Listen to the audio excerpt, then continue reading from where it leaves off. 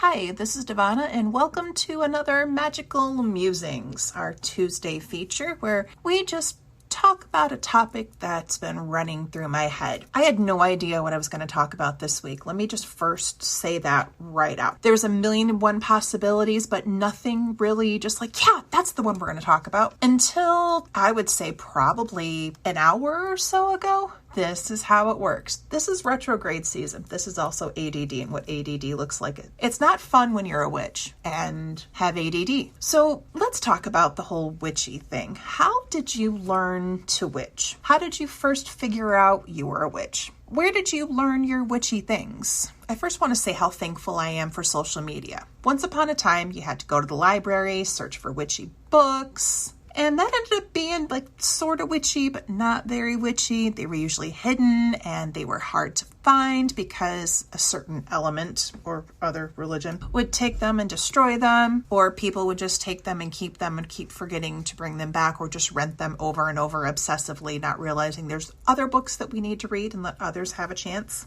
Don't know anything about that. No. The other side of the coin was going to Barnes & Noble or B. Dalton and getting a highly overpriced book from them that you anxiously read in a day or less sometimes, and had to wait for your allowance or babysitting money and a ride to the bookstore, and then have to tell your family or whoever it was that was riding you to the bookstore what you were getting and why you were getting it. It just became kind of a nightmare. Thankfully, along came Amazon, and boy, did that open up a whole new world. Used books under $4, $3.50 shipping. It was a gold mine, but the waiting for it to get shipped and waiting for it to come to you from the mail, even though the mail moved a lot faster than it does right now for some odd, strange reason. Thanks, government. eBay has also been sort of a friend to witches, but some of those books are quite expensive, and you're not always getting top quality books. Some of these you kind of look like, did a toddler write this? Circling back to thankfulness though, I'm thankful for the internet. The internet meant that websites with addresses like Angelfire and others gave us tiny nuggets of questionable information that was difficult to verify, and many did not care to verify, then passed along the information like it was gospel. And then there's social media, which I'm very thankful for. However, along the same thread, the information is super accessible, but it's also questionable, hard to verify, and we've gotten into the habit of being spoon-fed information instead of doing our own research, and many not caring if we are taking in a load of bullshit because it's sweet and along with our ideals and it's comfortable. There's been a buy-in somewhere along the lines, which makes the slurry of info palatable and agreeable. How did that happen? I'm by far not a 90s witch. For me, the true 90s witch was one that had a mix of thrift store edge and a little bit of goth mixed in there with a little bit of cottagecore. They, and I say they because we do have male witches, we have female witches, we have non-binary witches, so it's they. They were the ones at the library hoarding the books, calling you out now, with the babysitting money and joining the witchy groups in college. Those were the true study groups. You had people that you could sit and talk with, and if you were fed a load of bullshit, you had people that were going to call you out on that and had a book to prove that what you had just thought up was bullshit. These are beautiful people.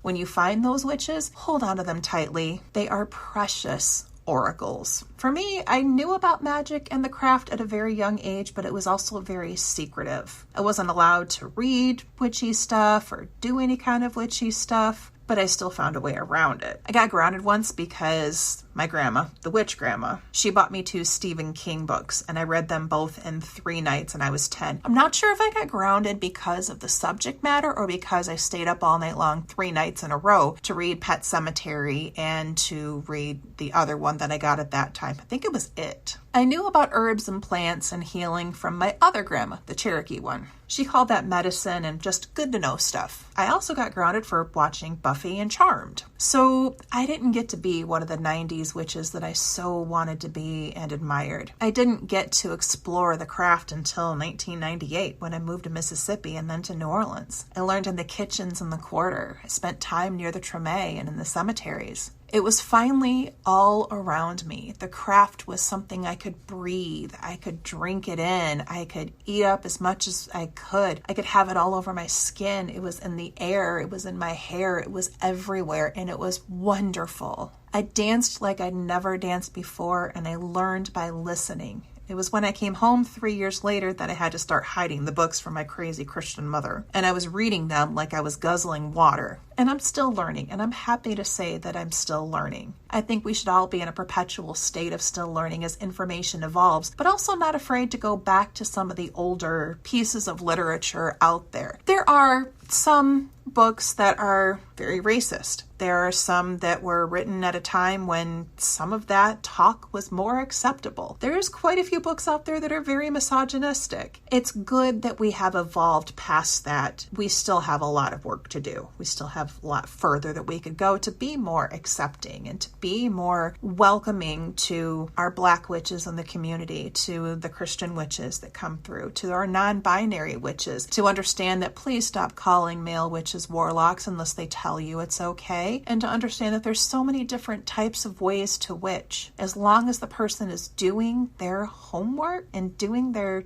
due diligence when it comes to obtaining their knowledge, we shouldn't care what they look like or how they practice, right? We have a wealth of published authors in the community who are not just big name pagans, and they won't steer you in the wrong direction. This podcast today was inspired after threads upon threads upon threads in some of the Facebook groups that have just become toxic cesspools of E. coli infested shark tanks. Sadly, there's a lot of folks in those groups who've not done their work, are not willing to do the work, and feel like they're owed to have the information spoon-fed. That is not how knowledge is earned, baby doll. You do have to go out. You do have to do the same work that we've all done. Why? Because it's not hard for you anymore. There are tons of free titles on Kindle that you can immerse yourself in daily. There's also great titles at low cost. There's a lot of authors in our community who are willing to offer you their book at a low price if you're not able to afford it. All you have to do is reach out to them, and they're very accessible through social media. There are great books that are for subscription on Amazon. Kindle Unlimited is a beautiful thing, which you can get for a month for free. By the way, this is not sponsored by Amazon. I just look at easy, cheap ways for you to get information, and that's the one that always pops up for me. It would be great to be sponsored by Amazon, though.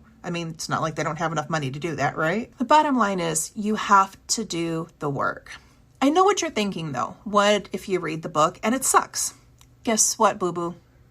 It does suck sometimes, and we've all been there. We've all had those books where it's just crazy how you've wasted 3 hours of your life and $10. The best part of those books, though, is you can go and write about it and tell others how horrible that book was, and you are becoming the teacher at that point. And that's what community is all about. It's about reciprocity. With the invention of shitposting, what is happening is the good and trustworthy information is getting shut out and sucked into some sort of vacuum, and who knows where that information goes. It's all buried by the nonsense, and the nonsense is getting all hyped up. Why not hype up the worthy nuggets of truth instead of the salacious and ill-informed nonsense? So I'm begging you, please stop the incessant shit posting, especially the posts are like, are there any witches in my area? If you're in a group that's called Witches of Michigan, guess what? There's witches in Michigan. And if you give them a chance or you do a little research, you just might find out that they're within, say, 10-15 minute drive. And because we have